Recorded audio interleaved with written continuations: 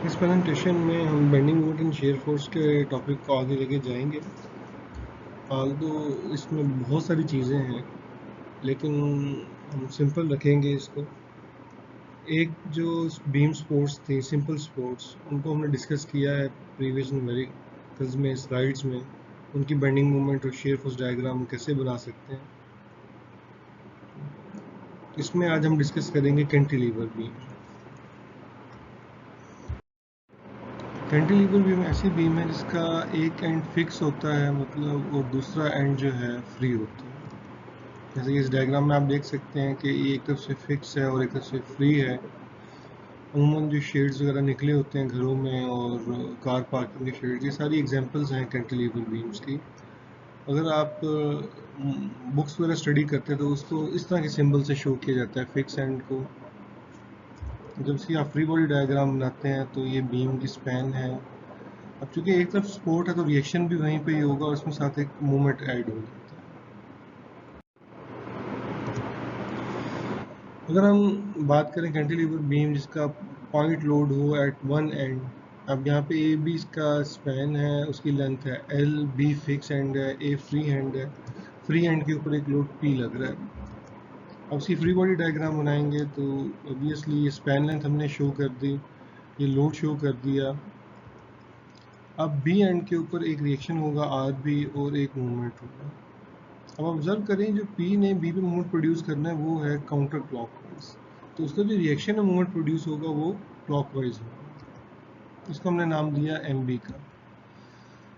अब यहाँ पे बड़ी सिंपल सी बात है, दो फोर्सेस हैं तो आपस में इक्वल होंगी, अगर आप ना भी कैलकुलेट करें तब भी ठीक है।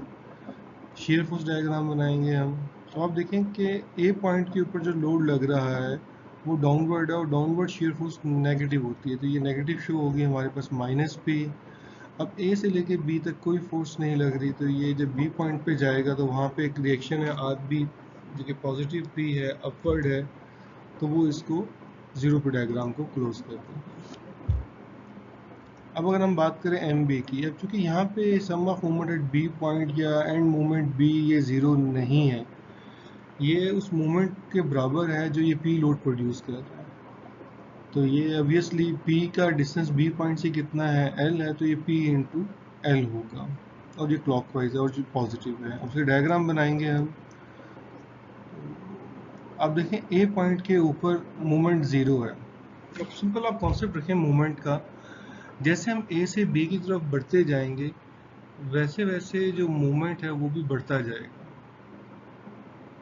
लेट्स से अगर हमारे पास एल है 10 मीटर, हम ए से बी की तरफ 1 मीटर आएंगे तो पी लोड हो जाएगा, पी मूवमेंट बन जाएगा हमारे पास, P into one is equal to P. अगर हम 2 मीटर पे जाएंगे तो P into two, two P हो जाएगा। हम 3 मीटर पे जाएंगे तो पी इंटू थ्री हो जाएगा, टिल हम बी पॉइंट पे आएंगे तो मैक्सिमम मूवमेंट हमारे पास होगा, और वो होगा माइनस पी इंटू एल। और ये सारा नेगेटिव है क्योंकि ये पी की वजह से प्रोड्यूस हो रहा है और ये काउंटर क्लॉकवाइज है। लेकिन जैसे ही आप बी पॉइंट पे पहुंचेंगे तो बी पॉइंट के ऊपर एक और मूवमेंट अप्लाई हो रहा है जो कि एम बी है, पी एल है, क्लॉकवाइज है, वो इसको ज़ीरो कर देगा, डायग्राम ज़ीरो पे क्लोज हो जाएगी। और ये याद रखें ये स्ट्रेट लाइन है मूवमेंट डायग्राम में।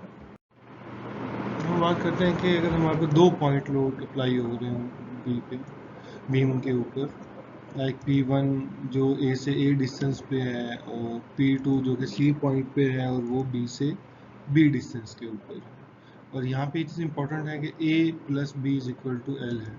इसकी फ्री बॉडी डायग्राम बनाएंगे हम, बहुत सिंपल सी है क्योंकि एक ही एंड हमारे पास है जहाँ पे रिएक्शन भी होगा और मूवमेंट भी होगा।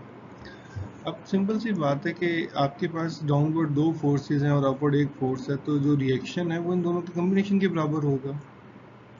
अगर लोड अप्लाई हो रहा है P1 और P2 तो रिएक्शन इन दोनों का समअप भी होगा। शीयर फोर्स डायग्राम बनाएंगे आप। अब P1 नेगेटिव है क्योंकि डाउनवर्ड है, आप B पॉइंट पे जाएंगे, P2 उसमें नेगेटिव होने की वजह से एड अप हो जाएगी C पॉइंट पे, सॉरी। जब B पॉइंट पे पहुंचेंगे तो वहाँ पे एक RB रिएक्शन लग रहा है जो कि P1 प्लस P2 के है, इसने इसको ज़ीरो कर देना है और डायग्राम ज़ीरो पे क्लोज हो जाएगी। अब हम मूवमेंट निकालेंगे तो मूवमेंट क्या होगा इसका, वो बराबर होगा ऑब्वियसली एम बी के जितने भी P1 और P2 प्रोड्यूस करेंगी। यहाँ पे आप कह सकते हैं कि sum of movement at B is equal to 0। उसमें आप एम बी को भी ऐड कर देते हैं, लेकिन मैंने आसानी के लिए कर दी कि आप एम बी को सिंपल कैलकुलेट कर लें यहाँ पे। अब वो P1 का मूवमेंट क्या होगा, P1 इंटू एल, क्योंकि वो एल डिस्टेंस पे है B पॉइंट से। और P2 का मूवमेंट क्या होगा, P2 इंटू बी। अब हम बेंडिंग मूवमेंट डायग्राम बनाते हैं। ये हमारे पॉइंट्स हैं 3। अब पहला पॉइंट है सी पे अगर हम मूवमेंट देखें ए से मूव करते हुए, तो वो उस पर सिर्फ P1 मूवमेंट प्रोड्यूस करेगा, उसका होगा P1 इंटू ए। और चूंकि सी पे P2 लोड अप्लाई हो रहा है तो वो मूवमेंट प्रोड्यूस नहीं करेगा। इसके बाद जब आप बी पॉइंट पे पहुंचेंगे तो P1 का जो मूवमेंट प्रोड्यूस होगा बी पॉइंट पे वो हो जाएगा P1 इंटू एल, क्योंकि अब P1 का बी से डिस्टेंस है एल और P2 का डिस्टेंस है b, तो ये दोनों मूवमेंट प्रोड्यूस हो जाएंगे और ये नेगेटिव में होंगे, काउंटर क्लॉकवाइज होंगे। इसके बाद आप यहाँ पे एम बी एक मूवमेंट प्रोड्यूस होगा जो इसको 0 पे क्लोज कर देगा और ये डायग्राम हमारे पास आ जाएगी। बहुत सिंपल है। अब हम देखते हैं कि कैंटिलीवर बीम पे अगर यूनिफॉर्मली डिस्ट्रीब्यूटेड लोड हो तो क्या सिचुएशन होगी। ये हमारे पास एक कैंटिलीवर बीम है, उस पर ये यूनिफॉर्मली डिस्ट्रीब्यूटेड लोड है। फ्री बॉडी डायग्राम बनाएंगे तो ये हमारे पास बीम की स्पैन है, जो सी इसका एक मिड पॉइंट है। और यहाँ पे जब हम यूनिफॉर्मली डिस्ट्रीब्यूटेड लोड को इमेजिनरी कन्वर्ट करेंगे पॉइंट लोड में, तो वो इस तरह से सिचुएशन बन जाएगी। बी पॉइंट पे एक रिएक्शन है आर बी और एक मूवमेंट है एम बी। अब ऑब्वियसली जो हम पे टोटल फोर्स अप्लाई हो रही है वो डब्ल्यू एल है, तो वो रिएक्शन के बराबर हो जाएगी डब्ल्यू एल। और चूँकि आर बी अपवर्ड है तो वो पॉजिटिव होगा। शेयर फोर्स डायग्राम बनाएंगे हम इसकी। ये हमारे पास पॉइंट आ गए ए बी। आपको पता है कि यूनिफॉर्म डिस्ट्रीब्यूटेड लोड की जो डायग्राम है वो इंक्लाइनिंग होती है। कैसे, जैसे हम एक से बी की तरफ मूव करते जाएंगे वैसे वैसे लोड की जो इफेक्टिव क्वांटिटी है वो बढ़ती जाएगी। अब ए पे लोड 0 है, हम ए से 1 फीट बी की तरफ आएंगे तो वहाँ पे डब्ल्यू लोड आ जाएगा। हम 2 फीट बी की तरफ आएंगे तो 2W लोड आ जाएगा। हम 3 फुट आएंगे तो 3W आ जाएगा। हम L फीट आगे आएंगे तो वो WL लोड आ जाएगा। और चूंकि लोड डाउनवर्ड है इसलिए ये नेगेटिव होगा। अब बी पे एक रिएक्शन है अपवर्ड, वो आर बी इसकी वैल्यू WL है तो उसने इसको 0 पे क्लोज कर दिया। अब हम देखते हैं इसका बेंडिंग मोमेंट बी पॉइंट पे क्या होगा।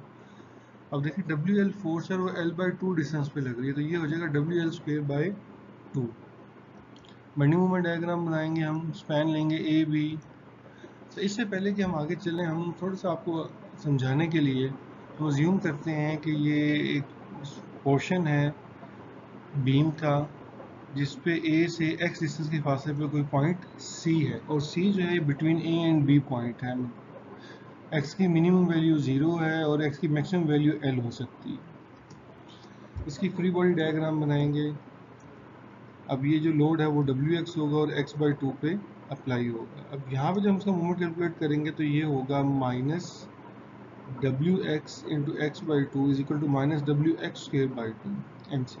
अब यहाँ पे आपका एक क्वेश्चन आ सकता है कि भाई MB जब हमने कैलकुलेट किया था तो वो तो पॉजिटिव था, ये नेगेटिव क्यों है।